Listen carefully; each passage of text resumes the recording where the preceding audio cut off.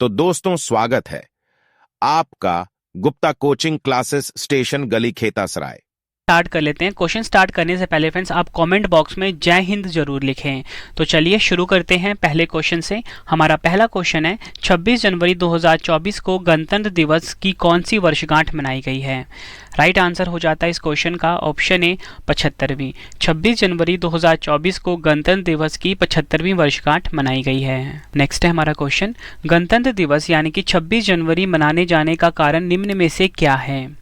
Right answer हो जाता है इस क्वेश्चन का ऑप्शन सी, इस दिन हमारे देश का संविधान लागू हुआ था। इस दिन संविधान लागू हुआ था, इसलिए 26 जनवरी को हम गणतंत्र दिवस मनाते हैं। यह है मेन उद्देश्य। अगला क्वेश्चन है हमारा 26 जनवरी 2024 को गणतंत्र दिवस पर मुख्य अतिथि कौन है। राइट आंसर हो जाता है ऑप्शन डी इमैनुअल मैक्रोन। कौन है ये? फ्रांस के राष्ट्रपति। फ्रांस के राष्ट्रपति इमैनुअल मैक्रोन जो है फ्रेंड्स, ये है 26 जनवरी 2024 यानी कि गणतंत्र दिवस 2024 के दिन मुख्य अतिथि। तो फ्रेंड्स ये है इनकी फोटो, ये आप देख सकते हो। डिटेल में अगर हम समझें, यह छठी बार होगा जब कोई फ्रांसीसी नेता भारतीय गणतंत्र दिवस पर मुख्य अतिथि होंगे। अगर हम बात करें गणतंत्र दिवस 2023 की, इससे पहले वाले की, तो मिस्र के राष्ट्रपति अब्देल फतेह अल सीसी मुख्य अतिथि थे। ठीक है, ये आपको पता लग गया। बात यहाँ पे फ्रांस की हुई है क्योंकि फ्रांस के जो राष्ट्रपति हैं वो चीफ गेस्ट हैं। तो मैं आपको फ्रांस के बारे में कुछ इंपॉर्टेंट पॉइंट बता देता हूँ। फ्रांस जो है यूरोप महाद्वीप में है, राजधानी है पेरिस, करेंसी क्या है यानी मुद्रा क्या है? यूरो। नेक्स्ट है हमारा क्वेश्चन, गणतंत्र दिवस 2024 की थीम क्या है। राइट आंसर हो जाता है option C A and B दोनों, यानी कि विकसित भारत और भारत लोकतंत्र की मातृका। ये है 2024 की थीम।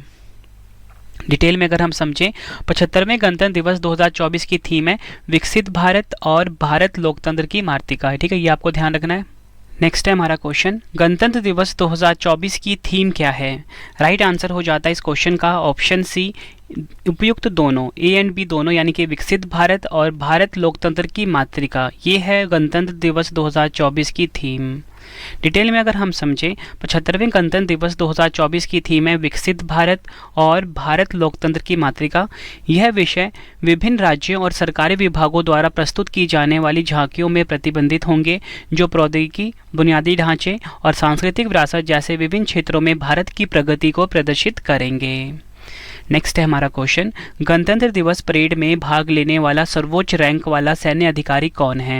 राइट आंसर हो जाता है इस क्वेश्चन का option D chief of defence staff, जिसे कि हम शॉर्ट में बोलते हैं सीडीएस। डिटेल में अगर हम समझें, भारतीय सेना के retired lieutenant general Anil Chauhan हमारे देश के दूसरे नंबर के सीडीएस बने हैं। पहले नंबर के कौन थे? CDS general Vipin Rawat. Next है 21 तोपों की सलामी का क्या महत्व होता है। राइट आंसर हो जाता है ऑप्शन सी किसी राष्ट्र प्रमुख को सम्मानित करना। यह एक सैन्य परंपरा है। ठीक है, 21 तोपों की सलामी का मतलब क्या होता है? किसी राष्ट्र प्रमुख को सम्मानित करना, यह एक सैन्य परंपरा है। आगे फ्रेंड्स आपको बताना चाहता हूँ, फिर इसके बाद आपको मैं क्वेश्चन पढ़ाऊंगा। ठीक है, तो पहला इसमें मैंने यहाँ पे एक इंपॉर्टेंट पॉइंट रखा है आपके लिए कि 75वें भारतीय गणतंत्र दिवस समारोह की कुछ हम प्रमुख विशेषताएं देख लेते हैं। कर्तव्य पथ पर 75वें गणतंत्र दिवस 2024 की परेड महिलाओं की भूमिका पर अधिक केंद्रित होगी। पहली बार परेड की शुरुआत 100 महिला कलाकारों द्वारा भारतीय संगीत वाद्य यंत्र जैसे शंख, नादस्वरम, नगाड़ा आदि बजाते हुए की जाएगी।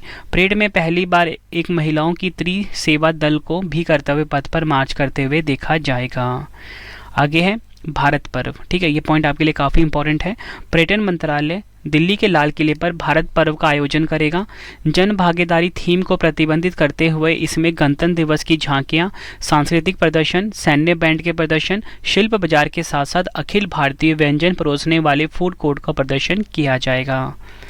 नेक्स्ट है हमारा बीटिंग रिट्रीट समारोह का क्या महत्व होता है। राइट आंसर हो जाएगा ऑप्शन बी यह गणतंत्र दिवस समारोह के अंत का प्रतीक है। बीटिंग रिट्रीट समारोह का महत्व होता है, यह गणतंत्र दिवस समारोह के अंत का प्रतीक है। नेक्स्ट है हमारा क्वेश्चन, भारत में संविधान लागू होने से पूर्व किस अधिनियम के तहत शासन चल रहा था। राइट आंसर हो जाता है ऑप्शन ए भारत सरकार अधिनियम 1935। फ्रेंड्स वीडियो को लाइक और शेयर जरूर करें। कमेंट बॉक्स में अपना फीडबैक भी दें कि आपको वीडियो कैसी लग रही है। वीडियो पसंद आ रही है, कमेंट बॉक्स में जय हिंद ज़रूर लिखें। अगला क्वेश्चन है हमारा, केंद्र सरकार ने 24 जनवरी की जगह अब किस दिन से गणतंत्र दिवस समारोह को शुरू करने का फैसला किया है? राइट आंसर हो जाता है ऑप्शन डी 23 जनवरी को। डिटेल में अगर हम समझें, भारत का गणतंत्र दिवस समारोह 23 जनवरी से शुरू होता है, यानी 23 जनवरी को क्या होता है? पराक्रम दिवस, यानी कि सुभाष चंद्र बोस की जयंती। 2022 से पहले भारतीय गणतंत्र दिवस समारोह 24 जनवरी से शुरू होता था, लेकिन 2022 में सरकार ने नेताजी की जयंती को गणतंत्र दिवस समारोह के भाग के रूप में शामिल करते हुए गणतंत्र दिवस समारोह की तिथि जो है 23 जनवरी से कर दी। अगला क्वेश्चन है हमारा, मोस्ट इंपॉर्टेंट क्वेश्चन है आपके लिए, गणतंत्र दिवस परेड 2024 कहाँ पर हुई है? राइट आंसर हो जाएगा ऑप्शन ए कर्तव्य पथ। डिटेल में अगर हम समझें, कर्तव्य पथ जो है ना फ्रेंड्स, इसका पुराना नाम क्या है? राजपथ। ठीक है, पहले आपको सुनने में मिलता था राजपथ पर हो रहा है गणतंत्र दिवस का परेड, लेकिन अब आपको सुनने को मिल रहा है कर्तव्य पथ। राजपथ का नाम बदलकर कर दिया गया है कर्तव्य पथ। ठीक है, और आपको बताना चाहता हूँ कि कर्तव्य पथ पर पहली बार परेड 1955 में आयोजित की गई थी। नेक्स्ट है हमारा क्वेश्चन, भारत में गणतंत्र की स्थापना कब हुई थी? राइट आंसर हो जाएगा ऑप्शन ए 26 जनवरी 1950 को भारत में गणतंत्र की स्थापना हुई थी। अगला क्वेश्चन है हमारा, भारतीय संविधान सभा द्वारा संविधान को कब अपनाया गया था? राइट आंसर हो जाएगा ऑप्शन ए 26 नवंबर 1949 को भारतीय संविधान द्वारा संविधान को अपनाया गया था। नेक्स्ट है हमारा क्वेश्चन, अगला क्वेश्चन है हमारा, भारत का संविधान बनने में कितना समय लगा था? आंसर हो जाएगा ऑप्शन डी 2 साल 11 महीने 18 दिन। हमारे देश का जो संविधान है फ्रेंड, इसे बनने में कितना समय लगा? 2 साल 11 महीने और 18 दिन।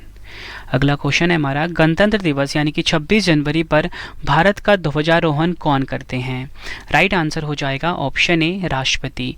भारत के जो राष्ट्रपति होते हैं फ्रेंड्स, ये गणतंत्र दिवस यानी कि 26 जनवरी पर भारत का ध्वजारोहण करते हैं। डिटेल में अगर हम समझें, स्वतंत्रता दिवस यानी कि 15 अगस्त के दिन भारत का ध्वजारोहण जो है प्रधानमंत्री करते हैं। अगला क्वेश्चन है हमारा, भारतीय संविधान में गणतंत्रात्मक व्यवस्था किस देश से ली गई है? राइट आंसर हो जाता है ऑप्शन सी फ्रांस देश से। अगला क्वेश्चन है हमारा, पहला गणतंत्र दिवस कब मनाया गया था? राइट आंसर हो जाएगा ऑप्शन ए 26 जनवरी 1950 को हमारे देश में पहली बार गणतंत्र दिवस मनाया गया था। नेक्स्ट है हमारा क्वेश्चन, पहले गणतंत्र दिवस के मुख्य अतिथि कौन थे? राइट आंसर हो जाएगा ऑप्शन ए इंडोनेशिया के राष्ट्रपति सुकर्नो। इंडोनेशिया के राष्ट्रपति सुकर्नो जो थे, ये गणतंत्र दिवस के मुख्य अतिथि थे। पहले गणतंत्र दिवस की बात हो रही है। 1950 में प्रथम गणतंत्र दिवस परेड के मुख्य अतिथि इंडोनेशिया के राष्ट्रपति सुकर्नो थे, यह मैंने आपको बताया। अगला क्वेश्चन है, पहला गणतंत्र दिवस समारोह कहाँ आयोजित किया गया था? राइट आंसर हो जाएगा option D Irwin stadium. Irwin stadium में पहला गणतंत्र दिवस समारोह आयोजित किया गया था। अगर हम डिटेल में इसको समझें कि इरविन स्टेडियम आखिर है क्या, ठीक है, तो मैं आपको बताना चाहता हूँ, पहली गणतंत्र दिवस की परेड राजधानी दिल्ली के इरविन स्टेडियम में आयोजित हुई थी। इस स्टेडियम का नाम पूर्ववर्ती वायसरॉय इरविन के नाम पर रखा गया था। इस स्टेडियम का नाम बदलकर बाद में नेशनल स्टेडियम कर दिया गया और फिलहाल इसका नाम क्या हो गया है? Major Dhyan Chand national stadium. तो आपको ये पता लग गया कि जो दिल्ली का जो मेजर ध्यानचंद नेशनल स्टेडियम है, इसका पहले नाम था नेशनल स्टेडियम और उससे पहले नाम क्या था? Irwin stadium. अगला क्वेश्चन है हमारा, किस वर्ष पहली बार राजपथ पर गणतंत्र दिवस की परेड हुई थी? राइट आंसर हो जाएगा ऑप्शन बी 1955 में। अगला क्वेश्चन, भारत में गणतंत्र दिवस सहित कुल कितने राष्ट्रीय अवकाश घोषित हैं? राइट आंसर हो जाएगा इस क्वेश्चन का ऑप्शन सी 3। मैंने आपको ऊपर ही बताया था, स्वतंत्रता दिवस, गांधी जयंती और गणतंत्र दिवस।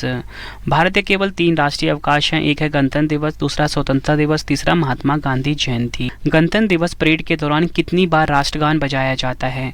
राइट आंसर हो जाएगा ऑप्शन सी 2 बार। गणतंत्र दिवस परेड की शुरुआत और अंत में राष्ट्रगान बजाया जाता है। अगला क्वेश्चन है, गणतंत्र दिवस परेड 2024 के लिए पहली बार सेना, नौसेना और वायुसेना की त्रिसेवा महिलाओं की एक टुकड़ी कर्तव्य पथ पर मार्च करेगी। टुकड़ी का नेतृत्व किसने किया है? काफ़ी इंपॉर्टेंट क्वेश्चन है आपके एग्जाम के लिए ये। राइट आंसर हो जाता है इस क्वेश्चन का option a captain Sandhya. Friends, ये है इनकी फ़ोटो।